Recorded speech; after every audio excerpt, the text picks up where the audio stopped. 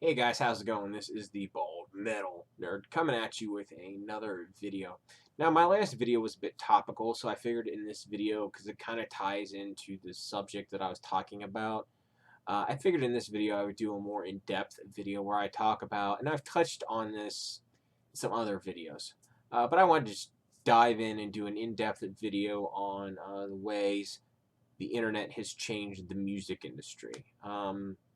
Because it has certainly transformed it in many ways. And of course, I'm going to start off with the most profound impact that the internet has had on music. And I think obviously, the biggest impact it has had has been the advent of file sharing, downloading, and the fact that paying for music is now largely optional for people.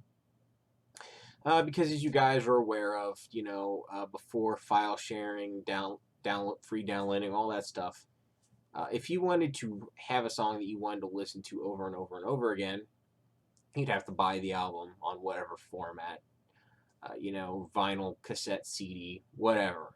That's how you had to do if you wanted to hear a song that you liked on a regular basis.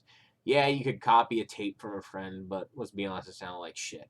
If you wanted decent sound quality from it, you had to buy the album. And then, of course, when Napster came along and popularized downloading, paying for music became optional. And obviously, many people chose not to pay for it. And what's interesting about it is when it was first popularized, people actually wondered, is this actually helping music sales? Because for a while, when it was a new phenomenon, music sales were actually going up a little bit at first. I mean, of course, they have since long crashed, but it was a very interesting time. And that downloading has convinced a few generations of people not to pay for music. As for myself, I was right around 20 when all that stuff was blowing up and becoming huge. I was 20, 21. I don't remember my exact age, but I was right in that range. I was still fairly young. But by then, I had already had a nasty habit of buying music. I had been buying music for, about 10 years already by the time that that became a thing. And of course, don't get me wrong, I have done plenty of free downloading in my life. I'm not going to sit here and say that I haven't. Of course, I have. But I still buy a lot of music. And for a long time, when the RIAA started the lawsuits against individuals, I didn't buy music. Because that was really, in my opinion, just going over the line. So that has been a very interesting development. And because of this, you know, at first the music industry didn't want to adapt. They wanted to keep charging $18 or $19 for a CD, bury their heads in the sand, and hope that it would go away. And yes, they have, of course, now adjusted. Many CDs can now be bought for like $10, brand new ones. Um, there are streaming services. There's all sorts of things now. But honestly, at this point, it's kind of too little, too late because they lost the general public and they just fought against the technology instead of embracing it. Whereas other content industries have fared much better in the internet days, and of course, I'm talking about uh, games, video games, and um, movies and video and stuff, because they looked at what the music industry said and they said, holy shit, we don't want to fuck up that bad. So they actually figured out ways to embrace the internet and do much better in the internet age than the music industry did. The music industry just, they shot themselves in the foot. I mean, they bit their nose to spite their face, all that. So obviously, because of the internet, music sales ain't what they used to be. Another big impact that uh, the internet has had is it has really lowered the barrier for entry for artists to get out there and get a following. That's good and bad. The reason I say that is now any artist can get, can release music and potentially get it to an audience of millions, right? You don't have to go through the record labels anymore.